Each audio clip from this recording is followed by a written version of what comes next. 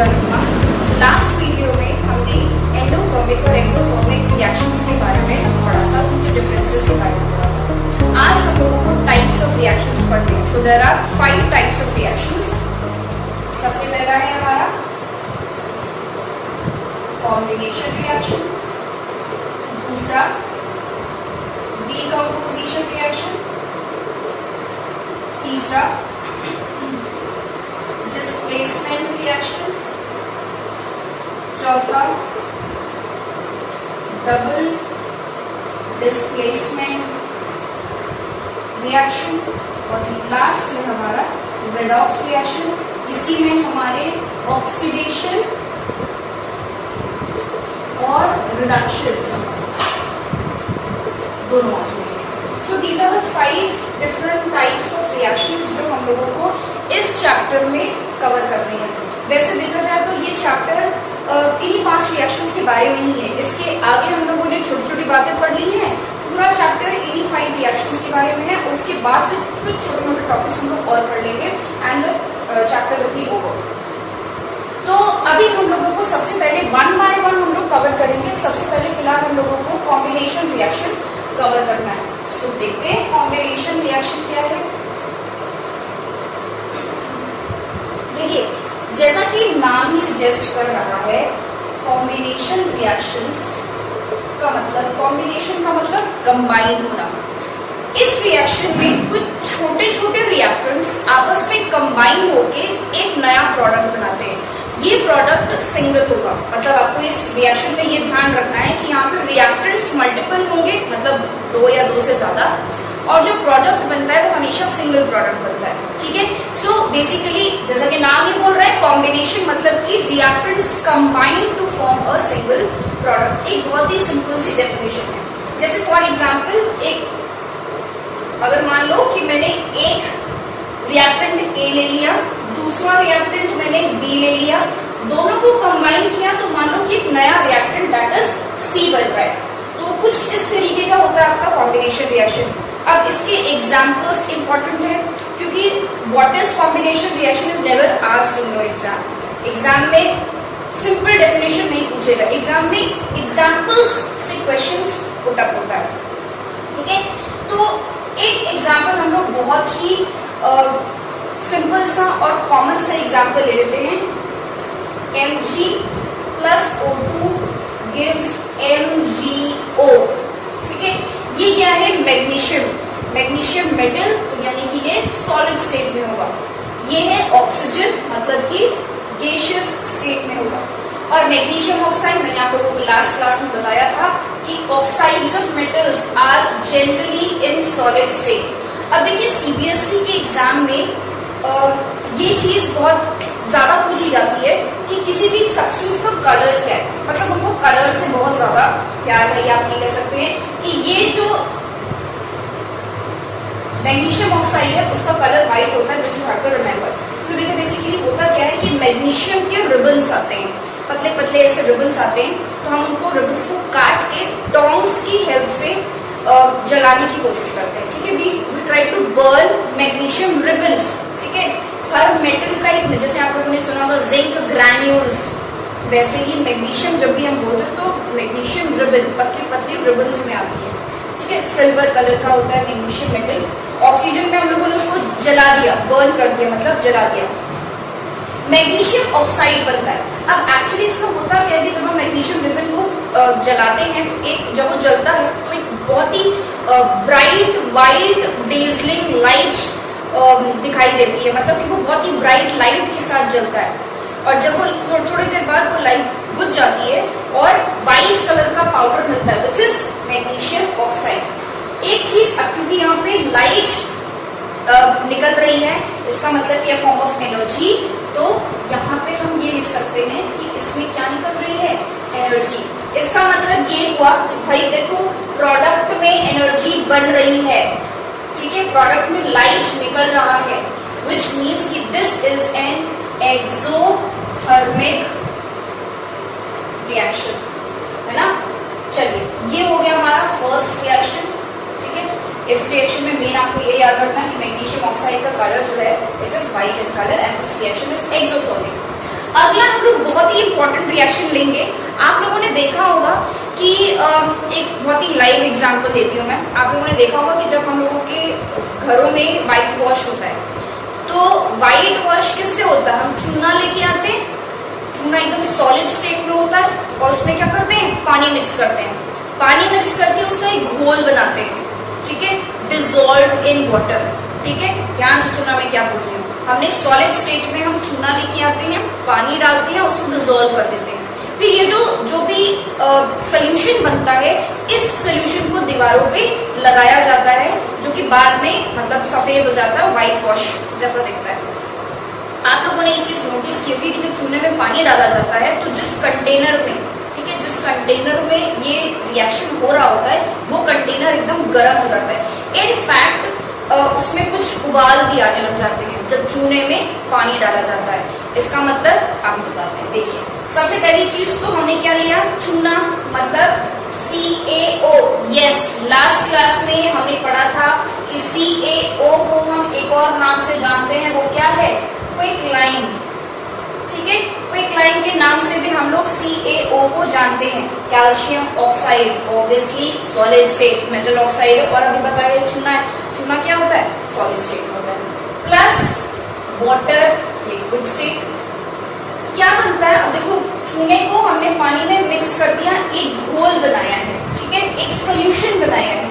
ये सोल्यूशन होता है CaOH होल ट्वाइस का। दिस इज कैल्शियम हाइड्रोक्साइड, और इसको हम बुलाते हैं लाइम वाटर या स्लेज लाइम। ठीक है, अब जरा मुझे ये बताओ, ये कौन से स्टेट में होगा? सॉलिड स्टेट में होगा, लिक्विड स्टेट में होगा, गैसियस स्टेट में होगा, या फिर एक्वस स्टेट में हो गया? ऑब्वियस सी बात है, ये एक्वस स्टेट में होगा। क्यों? क्योंकि ये अभी मैंने बताया सोल्यूशन स्टेट में है, ठीक है, घोल बनता है। तो पानी में डिजोल्व अगर कोई चीज होती है तो हम क्या बोलते हैं उसको? एक्वस स्टेट बोलते हैं। तो ये आपका एक्वस स्टेट में बनेगा। ये जो रिएक्शन है, इस रिएक्शन में अभी हमने बताया कि जो कंटेनर है वो गर्म हो जाता है। भाई हमने तो कहीं से उसको गर्म किया नहीं, हमने कहीं से उसको किसी भी टाइप की एनर्जी दी नहीं, मैंने बस चूना लिया, उसमें पानी डाल दिया। तो जब मैंने एनर्जी दी नहीं तो एनर्जी आई कहां से? एनर्जी आई रिएक्शन में प्रोडक्ट बनने की वजह से। यहाँ पे मतलब हीट निकलता है, हीट एनर्जी। जो आपका कंटेनर होगा वो एकदम गर्म हो जा रहा है। क्यों? क्योंकि ये रिएक्शन एक्सोथर्मिक है। रिएक्शन के दौरान प्रोडक्ट में एनर्जी भी बन रही है, ठीक है। तो ये भी हमारा हो गया एक्सोथर्मिक रिएक्शन। इसका मतलब अब आप जितने भी कॉम्बिनेशन रिएक्शन के एग्जांपल्स लेंगे, सब में आप देखोगे कि हीट निकल रही है। जैसे एक और लेते हैं, जैसे बर्निंग ऑफ कार्बन, ठीक है, कार्बन हमने ले लिया इन solid state plus O2 gaseous state gives CO2 gaseous state, ठीक है। भाई ये भी तो एक कॉम्बिनेशन रिएक्शन ही है। कार्बन और ऑक्सीजन आपस में कंबाइन करके सिंगल प्रोडक्ट बना लेते हैं। देखिए यहाँ पे हर जगह सिंगल प्रोडक्ट बन रहा है, MgO, CaOH whole twice, carbon dioxide, जितने भी प्रोडक्ट्स बने हैं सब सिंगल बने हैं, ठीक है। तो हमेशा रिएक्टेंट्स मल्टीपल होंगे और सिंगल प्रोडक्ट बनेगा, तो हम उसको कॉम्बिनेशन रिएक्शन बोलते हैं। भाई ये भी तो एक एक्सोथर्मिक रिएक्शन ही है। Burning of coal is an exothermic reaction plus heat, ये भी एक्सोथर्मिक। कोई भी आप एग्जांपल ले लीजिए, एक्सोथर्मिक होगा। इसका मतलब ये हुआ कि भाई कॉम्बिनेशन रिएक्शन कैसे होते हैं? एक्सोथर्मिक रिएक्शन होते हैं, ठीक है। All combination reactions are exothermic in nature. देखिए हर कॉम्बिनेशन रिएक्शन में एनर्जी रिलीज हो रही होगी, ठीक है। तो ये कुछ एग्जांपल्स हैं। अब जरा ये वाला एग्जांपल को हम थोड़ा और डिटेल में करते हैं, ठीक है। एनसीईआरटी में आप लोगों ने देखा होगा कि जहां पे कॉम्बिनेशन रिएक्शंस के कुछ सारे एग्जांपल्स लिखे हुए हैं, वहीं पे ऊपर एक छोटे से बॉक्स में इस रिएक्शन को थोड़ा सा और एक्सटेंड करके बताया हुआ है, ठीक है। अब ये मत समझिए कि जो बॉक्स में दिया हुआ है, एक्स्ट्रा दिया हुआ है, that is not going to come in your exam, ठीक है। वो इक्वली इंपॉर्टेंट होते हैं और वो इक्वली पूछे जाते हैं, इनफैक्ट ज्यादा ही, ठीक है। अब देखिए मैं जरा बाकी सब चीजों को रब कर दूं और हम इस वाले रिएक्शन को, सेकंड वाले रिएक्शन को थोड़ा सा और समझेंगे कि इसमें होता क्या है। देखिए अब हुआ क्या, लेट मी रब the other two reactions, okay, ठीक है। अब देखिए होता क्या है, ये जो लाइन वाटर बना, इतना तो हमको समझ में आ गया। क्विकलाइन, चूना लिया, पानी मिक्स किया और लाइन वाटर बना दिया, मतलब कि घोल बना दिया कैल्शियम हाइड्रोक्साइड का। अब ये जो कैल्शियम हाइड्रोक्साइड हम लेते हैं, आप लोगों ने देखा होगा, उसको हम लोगों ने वॉल्स पे लगा दिया। स्टार्टिंग में वो बड़ा गीला गीला सा गंदा सा अपीयरेंस देता है, कुछ समय बाद वो एकदम वाइट हो जाता है, 2-3 दिन बाद, 2 दिन बाद इनफैक्ट वो एकदम वाइट होने लगता है और लगता है कि एकदम प्योर, मतलब अच्छा सा वाइट वॉश हो गया। इनिशियली जब तुरंत लगाते तो वो हल्का सा बड़ा ही शैबी सा, डर्टी सा अपीयरेंस देता है, गीला गीला टाइप। तो ऐसा क्यों होता है कि स्टार्टिंग में गीला, उसके बाद फिर एकदम वाइट हो गया? तो इसमें कुछ जरूर वहां पे रिएक्शन हुआ होगा। तो देखो क्या रिएक्शन होता है। एक्चुअली होता क्या है कि ये जो CaOH का होल ट्वाइस है, जिसको हम बोलते हैं स्लेज लाइन, ठीक है, ये आपने लगा दिया दीवारों पर। ये जब दीवार पे लग जाएगा तो एटमॉस्फेयर में जो कार्बन डाइऑक्साइड है, ठीक है, this carbon dioxide reacts with this slaked lime. तो ये कार्बन डाइऑक्साइड जो है, जो कि गैसियस स्टेट में है, it will react with slaked lime. ये दोनों आपस में रिएक्शन करते हैं तो हमेशा याद रखना कि कैल्शियम कार्बोनेट बनता है अलॉन्ग विद वाटर। वाटर आपका लिक्विड स्टेट में बनेगा जो कि इवेपोरेट हो जाएगा ऑब्वियसली, और कैल्शियम कार्बोनेट जो है वो सॉलिड स्टेट में बनता है। It is white in colour, calcium carbonate is white in colour. यही कैल्शियम कार्बोनेट जो सॉलिड स्टेट में है which is white in colour, यही आपको व्हाइट वॉश का व्हाइट कलर का अपीयरेंस देता है, ठीक है। जो व्हाइट वॉश में जो व्हाइट कलर हो जाता है वो थोड़ी देर बाद, वो क्यों होता है? क्योंकि कैल्शियम हाइड्रोक्साइड ने कार्बन डाइऑक्साइड के साथ रिएक्शन करके कैल्शियम कार्बोनेट बना दिया which is white in colour. और इसको हम एक और नाम से जानते हैं भाई, लाइमस्टोन। लास्ट लेक्चर में ये बात बताई थी। तो quick line, limestone, slag line, या इसको लाइम वाटर भी बोलते हैं, ठीक है। तो ये तीनों आपको पता होने चाहिए क्योंकि ये बहुत ज्यादा यूज होता है केमिस्ट्री में। ये जो रिएक्शन हमने यहाँ पे पढ़ी है, ये reaction actually confirmatory of carbon dioxide है, जिसको हम सेकेंड चैप्टर में पढ़ेंगे एसिड बेसिस एंड सॉल्ट में। वहां पर हम इस रिएक्शन को दोबारा पढ़ेंगे, तो 2-3 बार पढ़ेंगे तो ऑब्वियसली याद रह जाएगा। बस इस रिएक्शन का आप ध्यान रखिएगा, जब आप हम वो वाला टॉपिक कवर करें तो आपको दिमाग में तुरंत क्लिक करना चाहिए कि अरे ये तो दीवारों पे व्हाइट वॉश करने वाला रिएक्शन है, ठीक है। तो ये रिएक्शन आपका इंपॉर्टेंट है। इसके बाद भी एक रिएक्शन होगा जो कि हम लोग ऑब्वियसली नेक्स्ट चैप्टर में कवर कर लेंगे। फिलहाल के लिए हमको इतना समझना है, कॉम्बिनेशन में ये वाला जो रिएक्शन है it is important, it is very frequently asked. Carbon dioxide, calcium oxide that is quick line, इसको वाटर में जब हम रिएक्ट करवाते हैं तो कैल्शियम हाइड्रोक्साइड बनता है which is lime water. It is formed in aqueous state. This reaction is exothermic, hence heat is evolved. इसी लाइम वाटर का रिएक्शन जब carbon dioxide, atmospheric carbon dioxide के साथ होता है तो इट फॉर्म्स कैल्शियम कार्बोनेट जो कि सॉलिड होता है। जो पपड़ी आप देखते हो व्हाइट वॉश की निकलती है, that is calcium carbonate, lime water, limestone solid state में बनता है, साथ में वाटर बनता है which gets evaporated. So this is all about combination reactions जो आपकी बुक में है। और इन केस अगर इसके अलावा कुछ होगा तो वैसे जहां पर मुझे ध्यान है इतने ही होते हैं, ठीक है। और भी हम लोग कॉम्बिनेशन रिएक्शंस की एग्जांपल्स पढ़ेंगे डेफिनेटली, बट जैसे जैसे हम लोग केमिस्ट्री में आगे बढ़ते जाएंगे, चैप्टर्स कवर करते जाएंगे, नए नए केमिकल रिएक्शंस और कॉम्बिनेशन रिएक्शंस आते रहेंगे, ठीक है। नेक्स्ट हमारा टॉपिक है डीकम्पोजिशन रिएक्शन। ये देखते हैं डीकम्पोजिशन रिएक्शन क्या है। आई होप आपको कॉम्बिनेशन रिएक्शन क्लियर हो गया होगा। इस चैप्टर में ऐसे simple reaction, this chapter is the most easiest chapter among all the 5 chapters in chemistry that we have. Second आपका हो गया डीकम्पोजिशन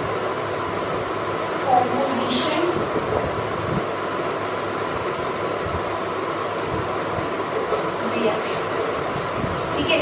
जैसे कॉम्बिनेशन में हमने क्या कर दिया था, चीजों को कंबाइन कर दिया था, चीज मतलब रिएक्टेंट्स, ऑफ कोर्स रिएक्टेंट्स को कंबाइन कर दिया था।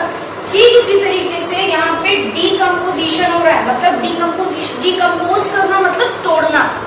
डीकम्पोज का मतलब क्या होता है? तोड़ना। तो इस रिएक्शन में हम सिंगल रिएक्टेंट को छोटे छोटे प्रोडक्ट्स में तोड़ देते हैं। सिंगल रिएक्टेंट होगा और उसको मल्टीपल प्रोडक्ट्स में हमने तोड़ दिया। तो those reactions in which a single reactant is broken into multiple products, those reactions are called decomposition reaction. अब इसके कुछ एग्जांपल्स ले लेते हैं। जैसे फॉर एग्जांपल FeSO4, ये हमने ले लिया मान लीजिए सॉलिड स्टेट में, when FeSO4 is strongly heated, जब हम FeSO4 को स्ट्रांगली हीट करते हैं तो बना Fe2O3, ये हमारा सॉलिड स्टेट में होता है, मैंने आपको बताया है मेटल के oxides are solid in state, plus SO2 gaseous state plus SO3 gaseous state. ठीक है, अब देखिए यहाँ पे ये डेल्टा, डेल्टा का मतलब क्या होता है, heat is given to the reaction. FeSO4 को हमने स्ट्रांगली हीट किया है, इसका मतलब ये हुआ, this is the first example, इसका मतलब ये हुआ ये किस टाइप का रिएक्शन है भाई, एंडोथर्मिक रिएक्शन।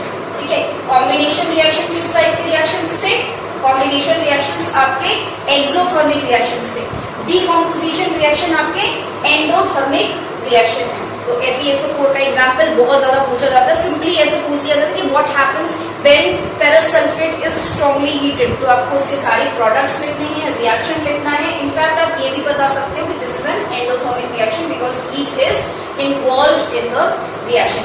ऐसा ही एक और एग्जाम्पल हम कर सकते हैं, वो है PbNO3 होल ट्वाइस का, ये भी आपका सॉलिड स्टेट में होगा, इसको भी हम स्ट्रांगली हीट करेंगे। This is lead nitrate, Pb is lead, lead nitrate is strongly heated, क्या बनता है, लेड ऑक्साइड, ऑक्साइड है मतलब कि सॉलिड स्टेट, उसके बाद से यहाँ पे आपका NO2 बनता है और साथ में oxygen, this is gas and this is also gas.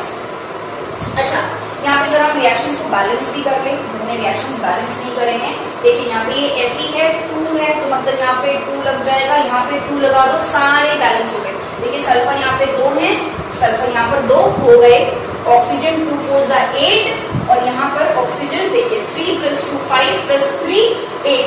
ठीक है, थोड़ा सा जल्दी करा दिया मैंने, आप लोग उसको स्लो करके देख सकते हैं, स्पीड थोड़ी सी कम करके। वैसे ये रिएक्शन मैंने अपने फर्स्ट वीडियो में बैलेंसिंग केमिकल इक्वेशंस में कराया है। ठीक है, लेड नाइट्रेट को हीट किया, लेड ऑक्साइड बन गया, नाइट्रोजन डाइऑक्साइड बन गया और ऑक्सीजन गैस बन गया। ये भी एंडोथर्मिक रिएक्शन है, इसमें भी हीट रिक्वायर्ड है बाय द रिएक्शन। यानी कि ये क्लियर हो गया कि भाई डीकंपोजिशन रिएक्शन जो होते हैं वो सारे कैसे होते हैं, एंडोथर्मिक। मतलब क्या कि रिएक्टेंट को तोड़ने के लिए हमें हीट चाहिए, ऑब्वियसली आप कुछ ना कुछ तरीके की एनर्जी तो उसको दोगे ना ताकि वो ब्रेक करे। ठीक है, किसी चीज को तोड़ने के लिए आपको एनर्जी देनी पड़ती है, तो रिएक्टेंट्स को तोड़ने के लिए यहाँ पर हमें एनर्जी देनी पड़ेगी, इसलिए ये सारे रिएक्शंस एंडोथर्मिक रिएक्शंस आपके होते हैं। एक और एग्जांपल हम यहाँ पर ले सकते हैं सिल्वर क्लोराइड का। ठीक है, सिल्वर क्लोराइड आपका सॉलिड स्टेट में होता है, this is white in colour, white colour का सॉलिड होता है। मान लीजिए आपने इसको एक बाउल में सिल्वर क्लोराइड ले लिया, ठीक है, और आप इसको सनलाइट में रख देंगे। ठीक है, देखना सनलाइट को हम यूवी भी लिख सकते हैं, तो ऑब्वियसली यूवी रेज कहां से मिल रही है, सनलाइट। ठीक है, तो सनलाइट हमने यहाँ पे क्या दिया है, सोलर एनर्जी, ये भी एक एंडोथर्मिक रिएक्शन होगा। यहाँ पे जो एनर्जी हम प्रोवाइड करा रहे हैं वो सोलर एनर्जी के फॉर्म में है। ठीक है, तो ये हो गया आपका सनलाइट के फॉर्म में, व्हाइट कलर का सिल्वर क्लोराइड, यहाँ पे आपका सिल्वर बन जाएगा और आपका क्लोरीन गैस जो है वो बाहर निकल जाएगी गैसियस स्टेट में, ये आपका सिल्वर बन जाएगा सॉलिड स्टेट में। और सिल्वर किस कलर का होता है, ग्रे कलर का होता है, सिल्वर को आप सिल्वर कलर नहीं लिखेंगे, ग्रे कलर लिखेंगे। ठीक है, that is the correct colour. ठीक इसी तरीके से जैसे हमने सिल्वर क्लोराइड का किया है वैसे ही सिल्वर ब्रोमाइड का भी हो जाएगा। अच्छा, एक चीज मैं आपको बता दूं, जहां जहां पे क्लोरीन रिएक्शन जो दे देता है वो रिएक्शन ब्रोमीन भी दे देता है। फ्लोरीन और आयोडीन ये सब हैलोजेंस हैं, आप लोगों को शायद पता होगा। Halogens chlorine, fluorine, bromine, iodine ये सब क्या है, हैलोजेंस है। क्लोरीन और ब्रोमीन ज्यादातर एक जैसे रिएक्शंस दे देते हैं, दिक्कत होती है फ्लोरीन और आयोडीन में। यहाँ पे देखिए AgBr सॉलिड स्टेट में हम लोगों ने ले लिया। ठीक है, ये भी व्हाइट कलर का होगा, सनलाइट को मैं लिख सकती हूँ UV, और मैंने यहाँ पे Ag सॉलिड ग्रे कलर का मिल गया, साथ में Br। ठीक है, तो ये हो गया आपके तो 4 एग्जाम्पल। एक और एग्जाम्पल है, आई थिंक विजिबल होगा आप लोगों को। एक और एग्जाम्पल है जो कि सीमेंट फैक्ट्रीज में यूज होता है। ठीक है, अब बोर्ड में ये क्वेश्चन आता है कई बारी कि give an example of an decomposition reaction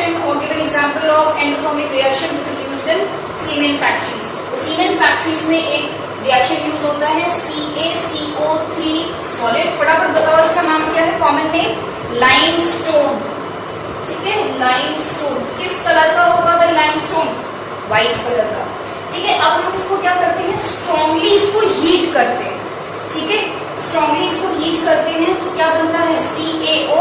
इसका नाम क्या होगा? क्विकलाइन। मैंने ये एग्जांपल अपने लास्ट वीडियो में लिया था, अगर आप लोगों ने लास्ट वीडियो नहीं देखी है तो प्लीज जाके देखिए। CaO क्विकलाइन, और साथ में बनता है कार्बन डाइऑक्साइड जो कि गैसियस स्टेट में मिलेगा हमको। तो ये कुछ डीकम्पोजिशन रिएक्शंस के एग्जांपल है। अब देखिए, एक चीज हमने कॉम्बिनेशन और डीकम्पोजिशन पढ़ने के बाद एक चीज हमने ये नोटिस कर ली है कि कॉम्बिनेशन रिएक्शन और decomposition reaction are exactly opposite.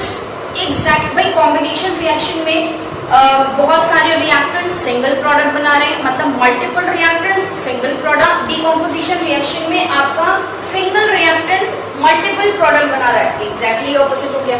दूसरी चीज, एक और डिफरेंस या ये कह लो कि ऑपोजिट चीज दोनों में ये है कि डीकम्पोजिशन रिएक्शन आपके सारे एंडोथर्मिक होते हैं और कॉम्बिनेशन रिएक्शन सारे एक्सोथर्मिक होते हैं। This is also very big difference between the two reaction. तो एग्जाम में कई बार ये क्वेश्चन आ जाता है कि show that combination and decomposition are opposite to one another.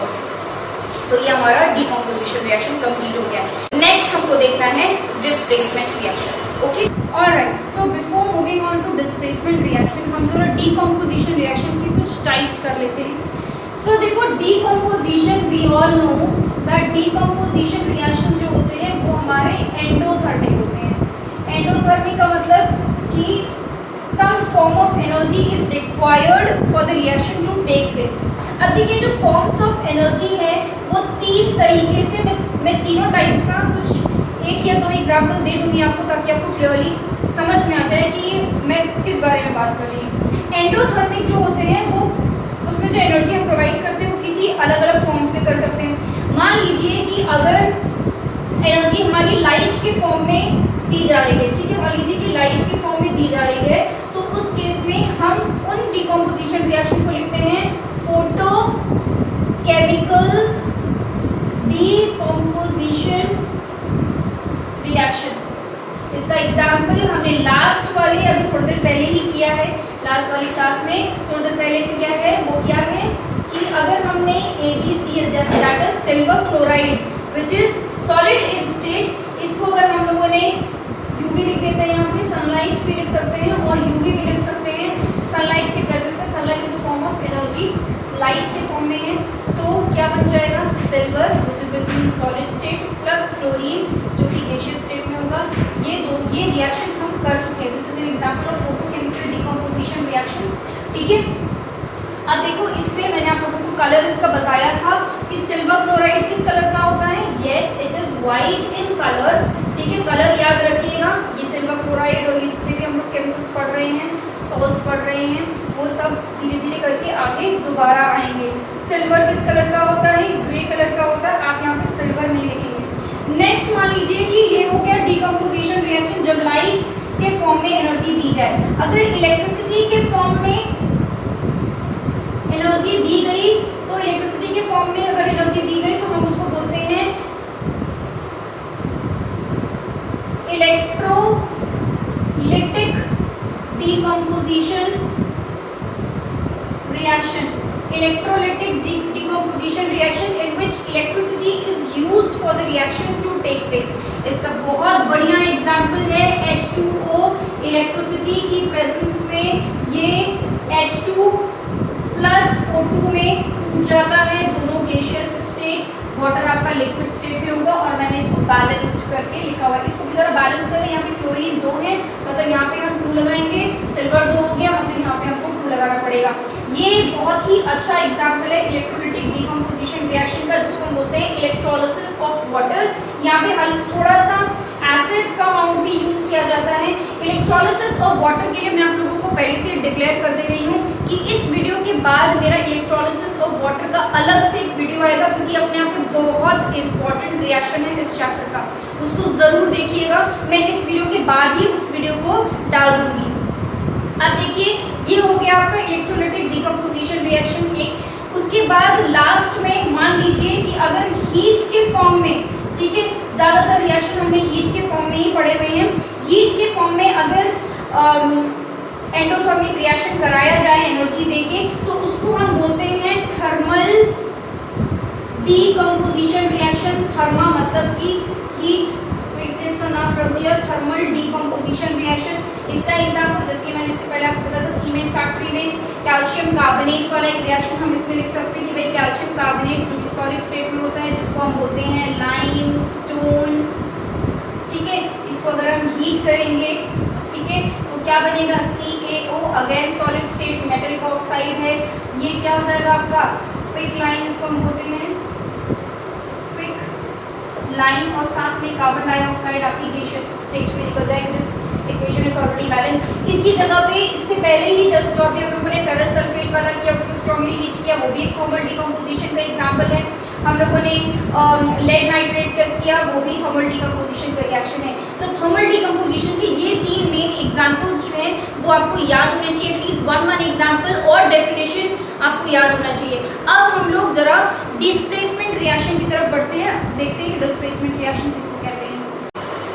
Reaction displacement reaction, जैसा कि नाम सजेस्ट कर रहा है, डिस्प्लेसमेंट रिएक्शन में कुछ ना कुछ डिस्प्लेस हो जाएगा, मतलब कि कोई दूसरी चीज किसी दूसरी चीज की ये कह लो कि एक चीज किसी दूसरी चीज की जगह ले लेगी। तो यहाँ पे कुछ ऐसा ही होता है। ठीक है, मैं आप लोगों को एक एक्टिविटी करके बता रही हूँ, मतलब बोल के बता रही हूँ, समझा रही हूँ एक्टिविटी जो कि एनसीईआरटी में भी दिया हुआ है and which is very very very important. ये बहुत फ्रीक्वेंटली पूछा गया है बोर्ड्स में और अपने आप में बहुत ज्यादा इंपॉर्टेंट है। डिस्प्लेसमेंट रिएक्शन का बेस्ट एग्जांपल है, देखो क्या है, मान लीजिए कि मैंने एक सोल्यूशन लिया है कॉपर सल्फेट का। नाउ कॉपर सल्फेट का solution is blue in colour, okay, you have to remember the colours I told you, because CBSE को कलर से बहुत ज्यादा प्यार है। तो कॉपर सल्फेट आपका ब्लू कलर का सोल्यूशन होता है और मान लीजिए कि मैंने उस कॉपर सल्फेट के सोल्यूशन में एक लोहे की कील डाल दी, आयरन नेल डाल दिया, और नेल डालने के बाद मैंने उसको एकदम कोने, कमरे के एकदम कोने में ले जाके रख दिया और आधे घंटे के लिए छोड़ दिया अनडिस्टर्ब, मतलब ज्यादा कि वहां पे देखना नहीं कि कुछ हुआ कि नहीं, कुछ हुआ कि नहीं।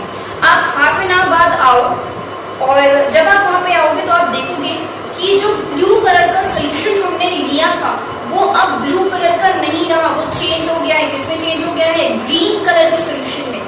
क्योंकि कलर में चेंज आ रहा है, इसका मतलब कि यहाँ पे कुछ ना कुछ कोई ना कोई केमिकल रिएक्शन तो जरूर हुआ होगा। तो एक्चुअल में देखो हुआ क्या, वहां पे हमने सोल्यूशन लिया किसका, कॉपर सल्फेट का। ठीक है, हमने सोल्यूशन लिया कॉपर सल्फेट। जब भी हम बोलते हैं सोल्यूशन तो इसका मतलब कि it is dissolved in water.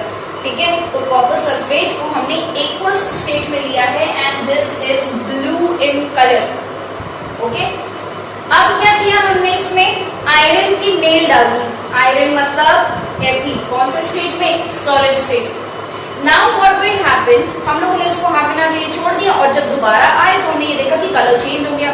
तो बेसिकली इसमें हुआ क्या है, देखो नाम पढ़ो क्या है, डिस्प्लेसमेंट। इस रिएक्शन में डिस्प्लेस किया गया है किसी चीज को। देखो ध्यान से, Fe जो है वो ज्यादा रिएक्टिव है, alright, so Fe is more reactive than copper. Fe is more reactive than copper. तो Fe क्या करता है, कॉपर को उसकी जगह से हटा देगा और खुद उसकी जगह ले लेगा, क्योंकि ज्यादा रिएक्टिव है, ज्यादा ताकतवर है। और कॉपर इस वजह से क्या बन जाएगा यहाँ पे, FeSO4। कौन से स्टेट में बनेगा, ऑब्वियस सी बात है भाई, एक स्टेट में बनेगा, तभी तो जो सोल्यूशन है वो क्या हो गया, सॉरी मैंने गड़बड़ दी थी, जो सोल्यूशन है वो कैसा हो गया, ग्रीन कलर का हो गया। सोल्यूशन ग्रीन कलर का हुआ है, इसका मतलब कि FeSO4 is formed in aqueous state. तो यहाँ से आपको एक चीज तो पता चल गई कि कॉपर सल्फेट का कलर होता है ब्लू और FeSO4 फेरस सल्फेट का कलर होता है ग्रीन। ओके, प्लस पर ये कॉपर बाहर निकला था, तो ये जो कॉपर है ये आपका सॉलिड स्टेट में बाहर निकल जाएगा। और आप थोड़ी देर बाद जब आओगे, जब आप देखोगे कि सोल्यूशन ग्रीन हो गया, तो साथ में आप ये भी देखोगे कि जो आपने आयरन नेल उसमें डाली थी, वो आयरन नेल जो कि पहले ब्लैक कलर की थी, ब्लैक कलर की होती है लोहे की कील, वो अब हल्की सी ब्राउन कलर की होगी। मतलब आप देखोगे कि वहां पे कॉपर जो है वो आयरन नेट पे हल्का हल्का डिपॉजिट हो जाता है, थोड़ा थोड़ा नीचे मतलब बेस पे जो भी बीकर आपने लिए है उसपे नीचे गिरा हुआ होता है। तो ब्राउन कलर कॉपर का हमको अलग से वहां पे दिखने लगता है, that is copper which generally gets deposited on the iron nail, इसके surface पे जाके deposit हो जाता है। So this is the best example of displacement reaction, जिसमें हमने copper sulfate which is blue in color is taken in aqueous state, we place an iron nail in the copper sulfate solution, दोनों में reaction होगा, iron being more reactive, this is the correct word that we use, iron is more reactive than copper, ठीक है। इसीलिए iron ने copper को displace करके उसकी जगह ले ली और क्या बना लिया, FeSO4 और कॉपर हो गया हमारा बाहर। अगर मान लीजिए कि मैं FeSO4 का सोल्यूशन लेती, मतलब मैंने ग्रीन कलर का FeSO4 का सोल्यूशन लिया होता, उसमें मैंने कॉपर डाला होता, मतलब अब मैं क्या कर रही हूँ, उल्टा पुल्टा कर रही हूँ, ठीक है। अब मैं क्या कर रही हूँ, बेसिकली जो प्रोडक्ट हमने इस रिएक्शन में लिया है अब मैं उसको एज रिएक्टेंट्स ले रही हूँ। तो मैंने क्या ले लिया, FeSO4 का सोल्यूशन अगर मैं ले लेती हूँ और उसमें कॉपर की मतलब जो वायरिंग आपको उसमें से थोड़ा सा कॉपर चुरा लो और उसमें डाल दो, तो क्या रिएक्शन होगा, आप आधे घंटे तक उसको छोड़ दो, आधे घंटे बाद आओगे तो भी आपको सोल्यूशन वैसा का वैसा दिखेगा, कोई चेंजेस नहीं आएंगे। इसका मतलब क्या हुआ कि कोई रिएक्शन वहां पर नहीं हुआ। क्यों नहीं हुआ भाई, हमने क्या लिया था, FeSO4 कौन से स्टेट में, एक्वस स्टेट में डिसॉल्व्ड इन वाटर, किस कलर का है ये भाई, ग्रीन कलर का है, प्लस क्या लिया था, सॉलिड कॉपर सॉलिड स्टेट पे लिया था हमने। अब रिएक्शन तो तभी हो ना जब कोई चीज किसी दूसरी चीज को हटाए, कोई बॉन्ड टूटे, कोई नई चीज बने, तो भाई क्या कॉपर Fe को डिस्प्लेस कर पाएगा, कतई नहीं, बिल्कुल भी नहीं, क्योंकि copper is not that reactive कि वो Fe को डिस्प्लेस कर दे। Fe इज मोर रिएक्टिव, जो ज्यादा रिएक्टिव है उसको हिला नहीं पाएगा कॉपर, इसीलिए यहाँ पर क्या होता है, नो रिएक्शन, ठीक है, no reaction will take place. जो आपका सोल्यूशन है वो ग्रीन का ग्रीन रहेगा और जो आपका कॉपर की जो आपने वायर उसमें डाली थी वो वैसी की वैसी रहेगी, ठीक है। So this is displacement reaction. अब क्वेश्चन यहाँ पर ये है कि भाई पता कैसे चले कि ये ज्यादा रिएक्टिव है, ये कम रिएक्टिव है, कैसे पता चले कि रिएक्शन होना है नहीं होना है, ठीक है, this is the main question. तो ये चीज हमको पता चलती है रिएक्टिविटी सीरीज से, मतलब एक सीरीज आप लोगों के लिए पहले से तैयार करके रख दी गई है, जिससे कि आप ये पता लगा पाओगे कि कौन किससे ज्यादा रिएक्टिव है। रिएक्टिविटी सीरीज आपकी एनसीईआरटी में पेज नंबर 45 पे दी हुई है, मैं यहाँ पर, और उसमें उस रिएक्टिविटी सीरीज में कुछ ही मेटल्स या कुछ ही चीजें लिखी हुई, उसमें हाइड्रोजन के बीच में डाला गया है। अभी फिलहाल मैं हाइड्रोजन नहीं लगाऊंगी क्योंकि अभी हमें हाइड्रोजन की जरूरत नहीं है, अभी सिर्फ हमें मेटल्स की जरूरत है। तो ये जो रिएक्टिविटी सीरीज है इससे आप पता लगा सकते हो कि कौन किससे ज्यादा रिएक्टिव है, कौन किसको डिस्प्लेस कर पाएगा, रिएक्शन होगा या फिर नहीं होगा। तो जरा देखो रिएक्टिविटी सीरीज किसको मैं मिटा दे रही हूँ। If you want to write please do write it quickly.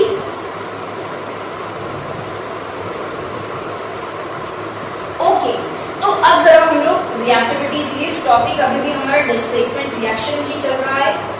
Okay, तो मैं यहाँ पे साइड में रिएक्टिविटी सीरीज बना दे रही हूँ, उसके बाद हम कुछ वहीं से एग्जाम्पल लेके देखेंगे कि कौन सा रिएक्शन हो रहा है और कौन सा रिएक्शन नहीं हो रहा है, कैसे पता करना है। तो reactivity series, okay, don't get confuse, reactivity series is also called activity series, ठीक है, उसको एक्टिविटी सीरीज के नाम से भी बुलाते हैं, ठीक है। तो रिएक्टिविटी सीरीज में सबसे पहले आता है पोटेशियम, उसके बाद आता है sodium, calcium, magnesium, aluminium, zinc, iron, lead, copper, mercury, silver, gold. इस तरीके से ऊपर से नीचे तक हम जो है रिएक्टिविटी सीरीज को इस तरीके से लिखते हैं। अब इसका मतलब क्या हुआ, ऊपर से नीचे जैसे जैसे हम जाते हैं वैसे वैसे रिएक्टिविटी जो है वो डिक्रीज हो रही है। रिएक्टिविटी डिक्रीजेस कब, जब हम लोग नीचे जाते हैं, ठीक है, when we move down the series the reactivity will decrease, which means कि potassium, this is K मतलब potassium is the most reactive metal. यहाँ पे अगर आप ध्यान दे रहे हो कि सारे के सारे metals ही लिखे हैं हमने, because displacement reaction में generally आप ये देखोगे कि a metal रिएक्टिव जो एक रिएक्टिव मेटल होगा वो एक लो रिएक्टिव मेटल को डिस्प्लेस करेगा। तो यहाँ पे सारी कहानी मेटल्स की है, तो इसलिए हम लोगों ने मेटल्स पढ़ा है। 10 standard, for 10 standard this is sufficient. तो ये है आपका potassium which is most reactive, उससे थोड़ा कम रिएक्टिव आपका सोडियम एंड पोटेशियम सबसे ज्यादा रिएक्टिव मेटल्स हैं। ठीक है, these two are very very reactive metals, किसी के साथ भी रिएक्शन कर डालते हैं। कैल्शियम और मैग्नीशियम थोड़ा सा कम रिएक्टिविटी हो गई, एल्यूमिनियम इन सबसे थोड़ा कम है, फिर जिंक, आयरन, लेड धीरे धीरे करके नीचे जा रहे हैं। Copper, mercury are very low reactive, और सिल्वर और गोल्ड तो हमें पता है ये तो लीस्ट रिएक्टिव है, जनरली किसी के साथ रिएक्शन जल्दी नहीं करते। ठीक है, बहुत ही एडवर्स कंडीशन पर रिएक्शन करेंगे वरना नहीं ही करेंगे। So this is the reactivity series. अगर हम इस सीरीज के अकॉर्डिंग डिस्प्लेसमेंट रिएक्शन की कुछ एग्जांपल ले लो, तो जरा मुझे ये बताओ कि अगर मैं मान लीजिए मैंने KCl ले लिया और प्लस मैं यहाँ पे जिंक कर दूं, ठीक है, मान लीजिए मैंने KCl ले लिया और मैंने यहाँ पे क्या जिंक लिख दिया, तो क्या अब देखो क्या होगा कि जिंक जो है डिस्प्लेस करने की कोशिश करेगा पोटेशियम को, पर क्या कर पाएगा? नहीं, because potassium is more reactive than zinc. Zinc इतना रिएक्टिव नहीं है, इसलिए यहाँ पे क्या होगा? No reaction. ठीक है, no reaction will take place. एक और एग्जांपल ले लेते हैं, जैसे मान लीजिए मैंने एल्यूमिनियम ले लिया, AlCl3 ले लिया। ठीक है, चलो क्लोरीन के अलावा कुछ और ले लेते हैं। मान लो कि मैंने AlSO4 होल्ड थ्राइस और ये दिस इज एल्यूमिनियम सल्फेट।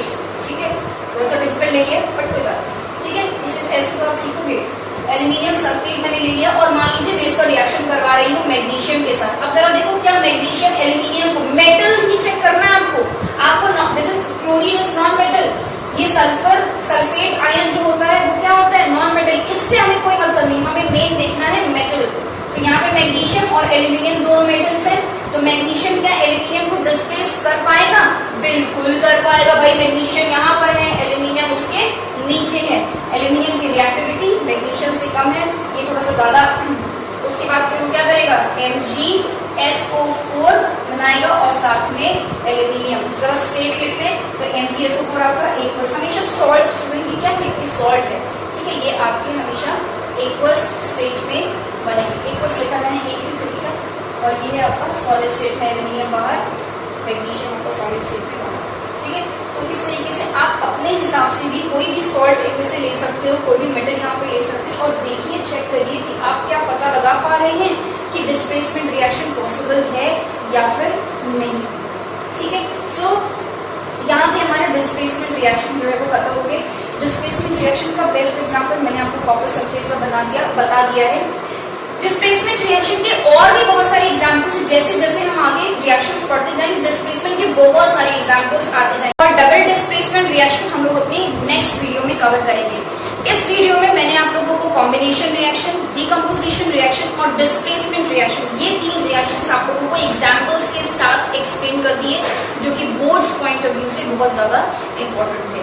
ठीक है, नेक्स्ट वीडियो पे जैसा कि मैंने आपको बताया कि हम डबल डिस्प्लेसमेंट रिएक्शन करेंगे और साथ में रिडॉक्स रिएक्शन करेंगे। उसी में आपको ऑक्सीडेशन और रिडक्शन आ जाएगा, और कोशिश करेंगे कि हम लास्ट वीडियो में ही, मतलब नेक्स्ट वीडियो जो हमारी आ रही है वही हमारी इस चैप्टर की लास्ट वीडियो हो, और उसमें हम पूरा चैप्टर कवर करते हैं। Once we cover the complete chapter, उसके बाद कुछ इंपॉर्टेंट जो पॉइंट्स होंगे वो मैं आप लोगों को बता दूंगी, जो कि बोर्ड के लिए इंपॉर्टेंट है। So thank you for watching this video. Please do like, share and subscribe to this channel.